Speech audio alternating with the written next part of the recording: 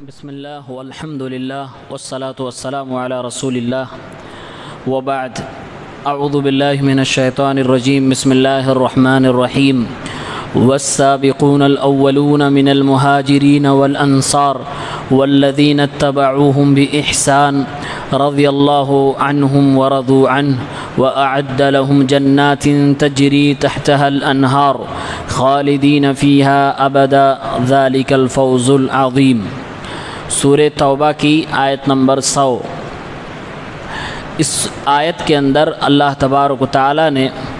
صحابہ کرام کی اور صحابہ کرام کی خلوص کے ساتھ پیروی کرنے والوں کی اور خصوصاً صحابہ کرام میں وہ جو اسلام لانے میں، ہجرت کرنے میں، مدد کرنے میں پہل کرتے رہے اور ہمیشہ آگے رہے، ان کی فضیلت بیان کی ہے۔ فرمایا اللہ تبارک و تعالی نے والسابقون الاولون من المہاجرین والانصار، مہاجرین اور انصار میں سے اول آگے رہنے والے لوگ، والذین اتبعوہم بإحسان، اور وہ لوگ جنہوں نے ان کی اتباع کی احسان کے ساتھ، اخلاص کے ساتھ، رضی اللہ عنہم ورضوا عنہ، اللہ تعالیٰ ان سے راضی ہوا اور یہ لوگ اللہ سے راضی ہوئے۔ وَأَعَدَّ لَهُمْ جَنَّاتٍ تَجْرِي تَحْتَهَا الْأَنْهَارِ، اللہ نے ان کے لیے باغات، جنتیں تیار کر رکھی ہیں جس کے نیچے نہریں بہتی ہیں، خالدین فیہا ابدا، یہ ہمیشہ ان جنتوں کے اندر رہیں گے، ذالک الفوز العظیم، یہ بہت بڑی کامیابی ہے۔ اس آیت کے اندر 3 گروہوں کا تذکرہ ہوا ہے۔ پہلا گروہ مہاجرین کا، دوسرا گروہ انصار کا، اور تیسرا گروہ ان دونوں کے متبع اور پیروکار کا جو اخلاص کے ساتھ ان کی پیروی کرتے رہے۔ یہ تینوں کے تینوں گروہ اللہ کی نگاہ میں باعزت ہیں، اللہ تعالیٰ ان سے راضی ہے اور یہ لوگ اللہ سے راضی ہیں۔ انصار پر مہاجرین کو کیوں فضیلت حاصل ہے، یعنی مہاجرین انصار سے زیادہ افضل ہیں، اس کی وجہ کیا ہے؟ ایک مفسر نے ذکر کیا ہے کہ ہجرت کرنا یہ انسان کی فطرت پر بہت گراں گزرتا ہے، بہت مشکل اسے لگتا ہے، بڑی پریشانیاں جھیلنی پڑتی ہیں، اپنے نفس کو، اپنے جذبات کو کچلنا پڑتا ہے۔ جو اس کا تعلق زمینوں سے، لوگوں سے اور ہواؤں سے، اپنی فضا سے، اپنے ماحول سے ہو گیا تھا، ان سب کو چھوڑ کر کسی اور جگہ پر جانا یہ انتہائی مشکل کام ہے،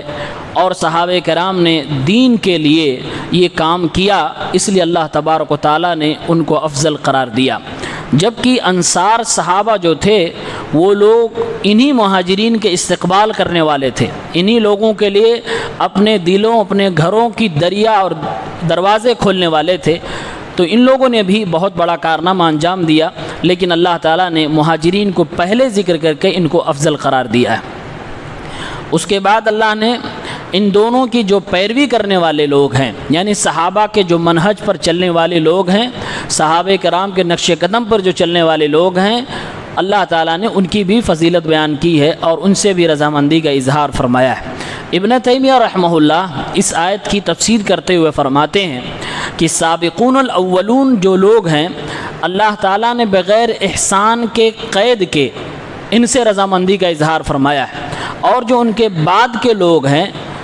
چاہے وہ اصطلاحی تابعی ہوں یا قیامت تک آنے والے تمام مسلمان ہوں جو صحابہ کے پیروکار ہیں، ان کے لیے شرط ہے کہ وہ اخلاص کے ساتھ صحابہ کے منہج پر چلیں، تب وہ اس آیت کے اندر داخل ہوں گے، تب وہ اللہ رب العالمین کے اس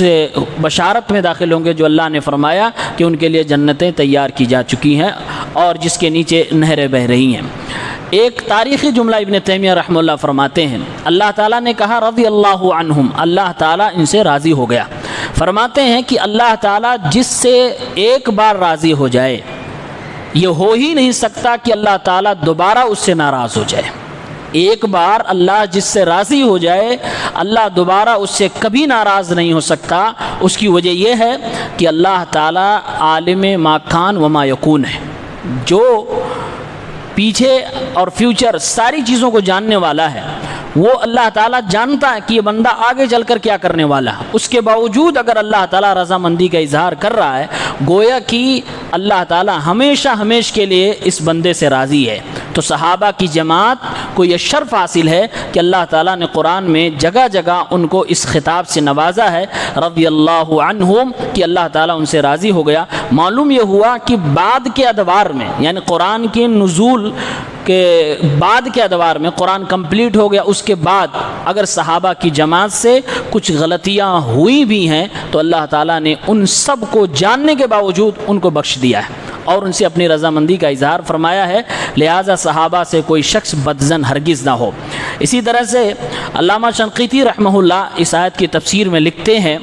کہ اس میں جو اللہ تعالیٰ نے اپنی رضامندی کا اظہار فرمایا ہے، یہ قرآن کا نص ہے، قرآن کا نص ہے، یعنی قرآن کی آیت ہے جس میں بہت زیادہ تفسیر کرنے کی ضرورت بھی نہیں ہے۔ اللہ تعالیٰ کہہ رہا کہ ہم ان سے راضی ہیں۔ اب اس قرآنی نص کے باوجود اگر کوئی صحابہ کی جماعت سے نفرت کرے یا صحابہ پر تبرہ بازی کرے یا صحابہ میں تنقیص اور ان میں نقص نکالے، خاص طور سے وہ صحابہ جو سابقون الاولون میں آتے ہیں جیسے ابو بکر صدیق رضی اللہ عنہ یا عثمان غنی رضی اللہ عنہ یا دیگر صحابہ کرام، اگر کوئی ان کو اپنے نشانے پر لیتا ہے تو گویا کہ وہ قرآن کے نص کے خلاف جا رہا ہے اور قرآن کے ساتھ صریح بغاوت کر رہا ہے، اس میں کوئی شک و شبہ کی بات نہیں ہے۔ اس لیے فرماتے ہیں کہ وہ تمام لوگ، وہ تمام فرقے، وہ تمام جماعتیں گمراہ ہیں جو اپنا نشانہ صحابہ کو بناتے ہیں، اس میں کوئی شک کی بات نہیں ہونی چاہیے۔ اللہ تعالیٰ نے اس میں صحابہ کرام کے تعلق سے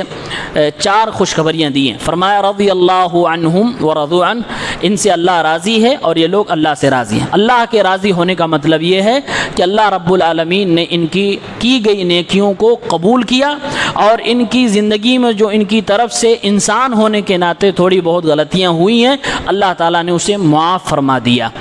اور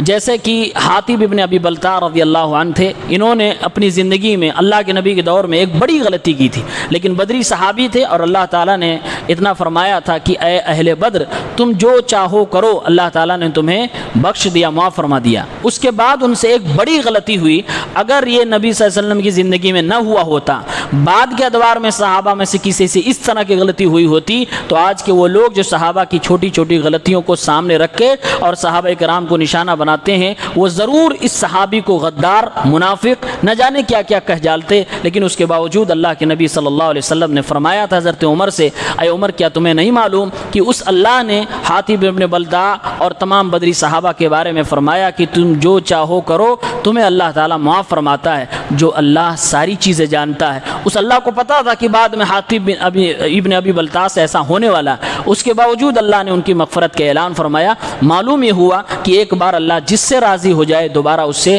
اللہ ناراض نہیں ہوتا، کیونکہ اللہ جانتا ہے یہ انسان اپنی زندگی میں موت تک کیا کرنے والا ہے۔ دوسری خوشخبری ہے وَأَعَدَّ لَهُمْ جَنَّاتٍ تَجْرِي تَحْتَهَا الْأَنْهَارُ، اللہ جب راضی ہو گیا، یہ سب سے بڑی نعمت تھی، تو اللہ تعالیٰ اپنے بندوں کو راضی ہونے کے بعد انعام کے طور پر ان کو جنتیں نوازتا ہے، اپنا دیدار دیتا ہے۔ تو فرمایا کہ اللہ نے ان کے لیے جنتیں تیار کر رکھی ہے۔ اس کے بعد تیسری بشارت ہے خالدین فیہا ابدا، یہ جنت کے اندر وقتی طور سے نہیں بلکہ ہمیشہ ہمیش کے لیے داخل کیے جائیں گے، کبھی بھی ان کو جنت سے نکالا نہیں جائے گا۔ اور چوتھی بشارت ہے ذالک الفوز العظیم، ایک انسان کے لیے اس سے بڑی کوئی کامیابی نہیں ہے کہ اللہ اس سے راضی ہو جائے اور وہ شخص اللہ رب العالمین کے قول کے مطابق اللہ رب العالمین کی بشارت میں جنتی قرار پائے، جنتی ٹھہرے۔ تو یہ صحابہ کرام کی فضیلت ہے جو اس آیت کے اندر داخل ہے، اور تمام وہ لوگ بھی اس بشارت کے مستحق ہیں جو لوگ بڑی ایمانداری کے ساتھ، سچائی سے، اخلاص کے ساتھ صحابہ کے منہج پر چل رہے ہیں اور صحابہ کرام کو اپنا رول، اپنا ماڈل سمجھتے ہیں، ان کے ایمان کو معیار سمجھتے ہیں حق کا۔ اللہ تعالیٰ ان سب کو اپنی رضامندی سے انشاءاللہ نوازے گا اور پروردگار ان کو جنت میں داخلہ نصیب فرمائے گا۔ آمین یا رب العالمین۔